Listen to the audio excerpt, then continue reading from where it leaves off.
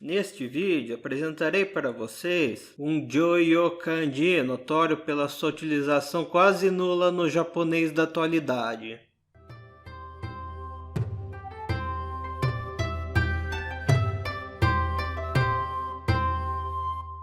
Para quem não sabe, Jōyō Kanji são um conjunto de 2.136 caracteres. Tal conjunto é definido pelo governo japonês e deve ser estudado durante o ensino básico.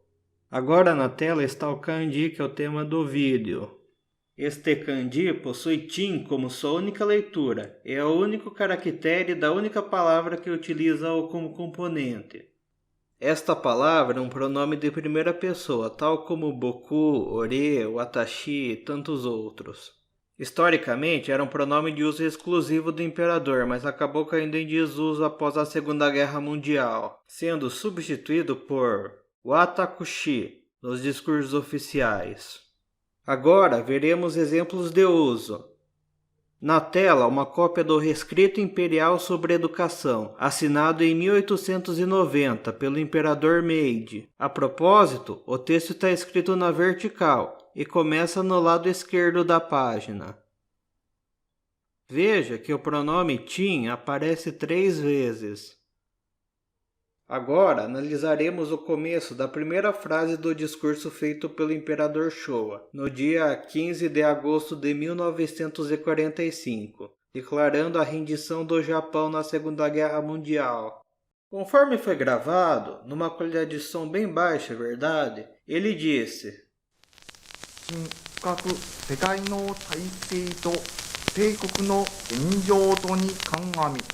Agora na tela estão a frase e sua tradução escritas de modo mais colorido para auxiliar a compreensão.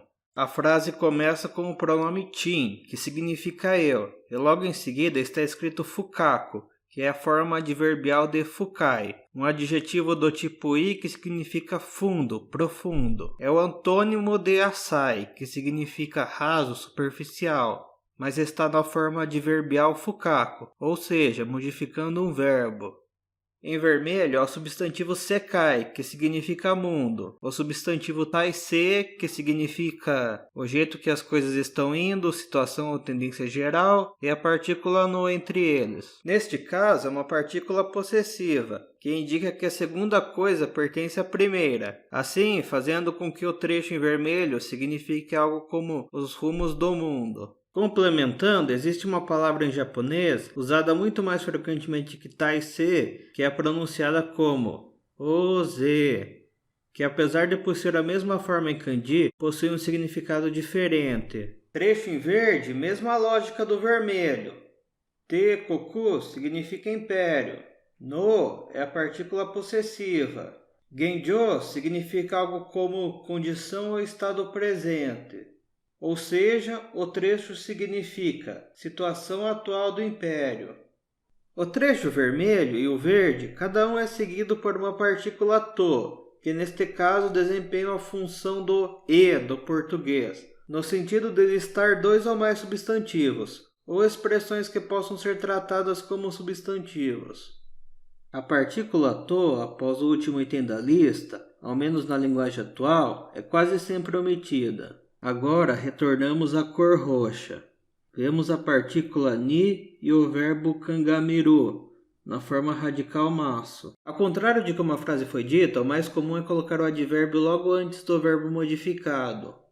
Kangamiru é um verbo que significa levar em conta, ter em mente, considerar. E a coisa considerada é indicada com a partícula ni. E o que está sendo considerado? Os rumos do mundo e a situação atual do império. E como está sendo considerado? De modo profundo, profundamente. Esta não é a frase completa, pois há uma segunda parte, na qual o imperador diz o que fará considerando profundamente os rumos do mundo e a situação atual do império. Por este motivo, kangamiru é utilizado na forma radical maço, ou, utilizando um termo mais elegante, forma continuativa, para poder conectar a primeira parte da frase com a segunda. Para finalizar, vejamos uma frase bem mais simples agora. Agora na tela estão as traduções de uma frase famosa atribuída ao rei francês Luís XIV, frase tida como um símbolo do absolutismo francês da época. A tradução japonesa começa com o pronome tin seguido da partícula de tópico a, ou seja, indicando que tin é o assunto da frase. Koka significa estado, país, nação. Nari é um auxiliar verbal utilizado no japonês clássico que pode ser traduzido para português como o verbo ser, ou seja, funciona como da ou des, que são utilizados no japonês moderno. Mas como trata-se da tradução de uma frase do século XVII, é utilizado o nari para dar um tom de linguagem clássica. Por este vídeo é só. Escreva nos comentários caso tenha alguma dúvida sobre o que foi apresentado, ou queira sugerir algum kanji exótico como tema de outro vídeo. Até a próxima!